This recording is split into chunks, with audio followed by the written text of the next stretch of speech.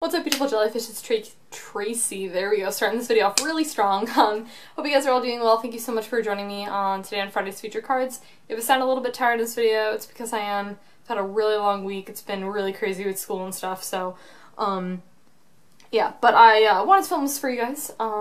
This is Friday's Feature Cards, where I talk to you guys about really awesome magic cards throughout the week. Actually, I'm going to be talking to you guys very specifically in this video about the archetype in Battle for Zendikar, which is Blue-White Flyers. And I actually drafted Blue-White Flyers 2 weeks in a row, and sometimes it just happens in draft where you're drafting and the cards that you get, you just lean really heavily on one archetype that, and you just draft it like more than once.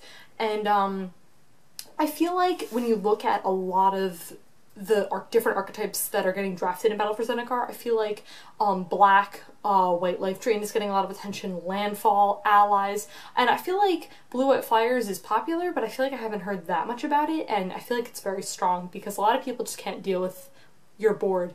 You have a lot of these smaller creatures that have flying, and they'll have like 1 or 2 flyers, and you just kind of go over a lot of their creatures. So it's definitely really strong. It's something that I really enjoyed drafting, definitely. Last week, actually, I went 3-0 split. It was like my first time that I've ever done something like that, which was really cool. So I, was up there in top 8, and it was really cool. I got to open up some packs and stuff, which was really awesome, and I've never gotten to do that before, so that was really cool. So yeah, I'm going to be talking to you guys about basically just cards in the archetype that I've drafted over the past 2 weeks that I thought were really good. So one of the first cards that is Clutch of Currents, and this card is really sweet. On its own, just 1 mana to return target creature to its owner's hand is amazing. And the fact that it's Awaken for 5, I have really grown to be a huge fan of the Awaken mechanic. Something also that I've enjoyed is I felt like when I started to play the set that I always needed a big Eldrazi. I thought that that was something that I just needed to always have. And yes, if you could draft 1 or 2, you're probably excited. You're like, okay, cool, I have this big Eldrazi that I can ramp up to. But something I also really like is I like playing and having a bunch of things at like 5-6 mana, a handful of things, so that your late game is good because you have these awakened creatures, which is really awesome. So I'm a huge fan of Clutch of Cards. Again, even just for the 1 mana without Awaken, for the most part I have been liking to build up to the Awaken, but if not, I still do really like that. This card's really cool. This is Benthic Infiltrator. And even if you're not running that Ingest deck, which is another really cool archetype in the format, this card is still really awesome because it puts your opponent on a clock. And they're kind of just like, it's a 1/4, so it's really awkward. It gets by a lot of those, deals 3 damage to target creature or something like that, so it gets by a lot of things.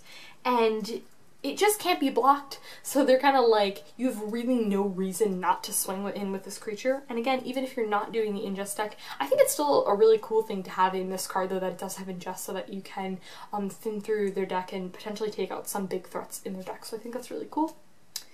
And then I have Anticipate. I really like to pick up at least 1 Anticipate if you're drafting blue. I've heard mixed things about it, that it can potentially be a filler slot in your deck, whereas that could be like a removal card or of the sort. But I found myself really liking Anticipate because it's kind of something, it just kind of refills your hand in a sense of, I mean, it just gets you 1 card, but it's like, you get to look at like 3 and then pick the best one pretty much, so it's not really bad. I like it. And then we have Blighted Steppe, and this is my first time actually playing with this card, and it was actually really useful. And something I really like about this land is that, like, this is really good with the Eldrazi Scion type of deck, when you have a bunch of Eldrazi Scions, and you, again, top deck this late game, you've got nothing else to do with your mana. Something that I just really feel like this set does very well is you have a lot of things to do, like, when you just have a lot of mana, which I really, really like. So that a lot of the times your top decks are really good late game, which I think is really cool in this set. And I drafted this card, and I remember it being, like, definitely, like, down in the pick list. Like, it was something that was passed to me, like, very late on in the pack, like, when there was, like, 1 or 2 cards left. But I threw it in the deck because I was like, yeah, why not? We'll see how it works. And it's actually pretty solid. I mean, by no means, it's not pack 1, pick 1-able at all, but, like, this card is still really solid, so. Oh, goodness. When I saw this card, I was really, really excited. I don't remember at what point I was in white, but Stasis Snare. This card is fantastic. This card is just... It's just so, so, so good. Any sort of... one of my favorite Magic cards of all time is Oblivion Ring. So anything that does Oblivion Ring, like any sort of thing, I'm really, really liking. If you guys have been keeping up with the Commander spoilers, the one that's 3 mana that for each opponent you can exile something, yes, I'm going to be all over that. That card's amazing. So Stasis Snare is just great because it's like, it's got flash. So they're like... big Eldrazi thing, and you're just like, no. It's really awesome. And a lack of, like, enchantment removal, it's really not a lot of stuff that can do that, so Stasis Snare is really good. Then we have, Sandstone Bridge, and this card's really sweet. It was kind of one of those cards that I was really hesitant about a lot of those, a lot of the lands, because it was just like, I don't know how they're going to work, but this one's really sweet because it not only gives them vigilance, which is really good, but I think vigilance is so strong. Like, I feel like a lot of times, I feel like it gets pushed kind of like by the wayside. That's just my opinion. I don't know. I feel like a lot of people don't really value like the power of vigilance. And this is someone who's played black-white tokens, who's played like Intangible Virtue. Like, it's my job, and I will vouch for that card because it's amazing. And it's just really good, and it gets +1/+1 too, which is really cool. So again, not the most, you know, like, pack one, pick oneable at all, but like still a really solid card to pick up. I really like this card a lot. This is a Kor Castigator. Something I find myself doing a lot in Battle for Zendikar is that I feel like not a lot of other people have been doing, at least that I've seen, is been taking a lot of those cards that work really well in the early game, that a lot of people just can't deal with, because their curve starts out at like 4 mana, and I really like picking up a lot of like the smaller stuff. Like, it's something that I found myself in Battle for Zendikar, like the decks that I have built in this set, I've all had stuff at the lower end. Yeah, given again, I've had stuff, you know, at the higher end and stuff, and I've played that big Eldrazi type deck with the Eldrazi Science and stuff before, but I found myself really, really liking in this set just playing the early game because other people don't, and I think that's something that's really strong, and I feel like it's a little bit underplayed, I think, in the set, because I feel like a lot of people are really attracted to what the late game can do, and I think that's important, and I think that it's something to look out for. But if you're building that deck that's the more quick, like, you know, if you're playing red or something like that, and you're playing a card like Kor Castigator, which, like, turn 3 you get him for 3 points of damage, they don't even play anything on turn 3 most of the time, so I just think it's something that's really strong, and I do really like this card. I think that it is a little bit fragile, but it is still a really nice blocker if they come in with their, you know, their 3 whatever creature, you can just block it with this, so I think this card's really cool. And the bonus too, that it can't be blocked by Eldrazi Science, which if someone is playing that, you know, Eldrazi Science deck, they can't be blocked, so that's really cool. So that the Eldrazi Science, you know, can't block it and, in a sense, kill it. I didn't know how I felt about this card, and then I played with it, and that is Inspire Charge. This card is really cool because it's such a really cool combat trick that that people they have a very difficult time playing around it, because they're like, oh, do you have Inspire Charge in your hand? It's something that, you know, people are going to look out for when they're thinking of, you know, what combat trick do you have? And it just makes blocking really difficult.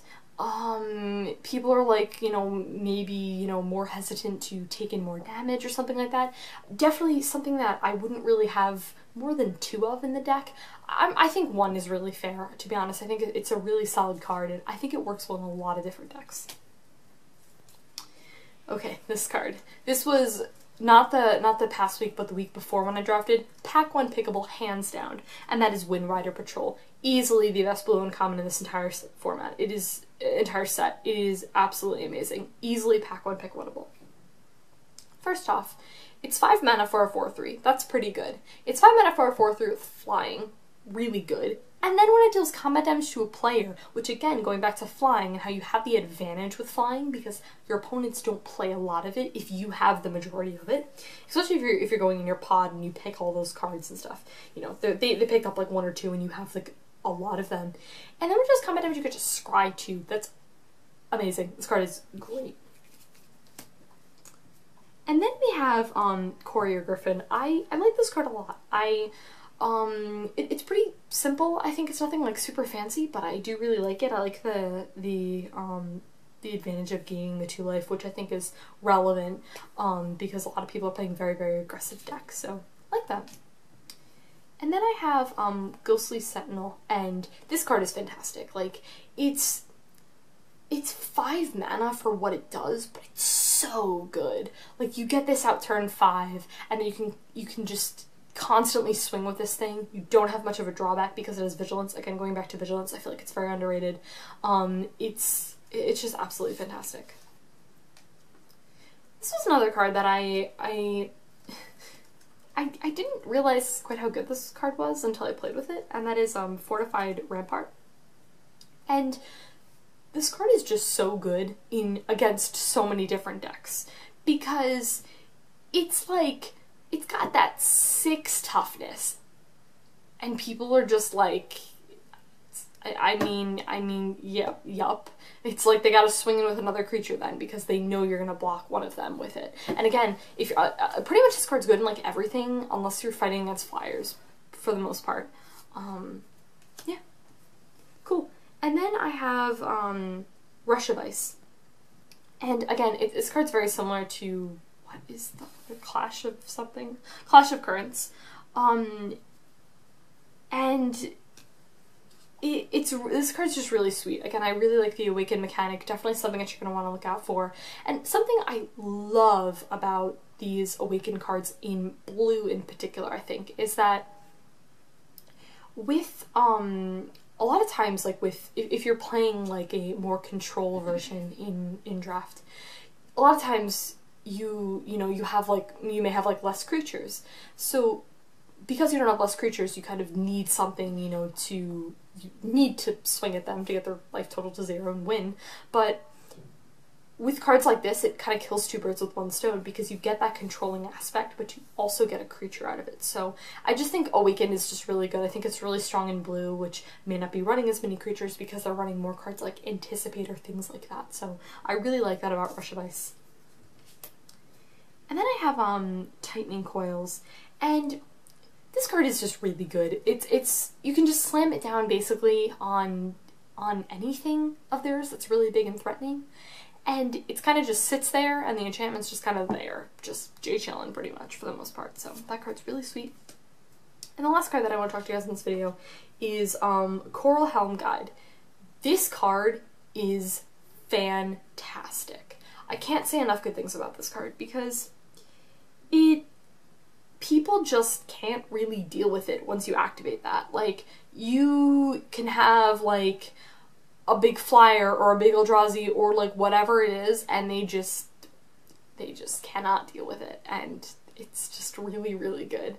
Especially too because I feel like there's quite a bit of sorcery speed removal in the format, so having that is not, and that's like one of the things is like I think I talked about this in the last Friday's feature cards. I talked about Sheer Drop and how it's really awesome.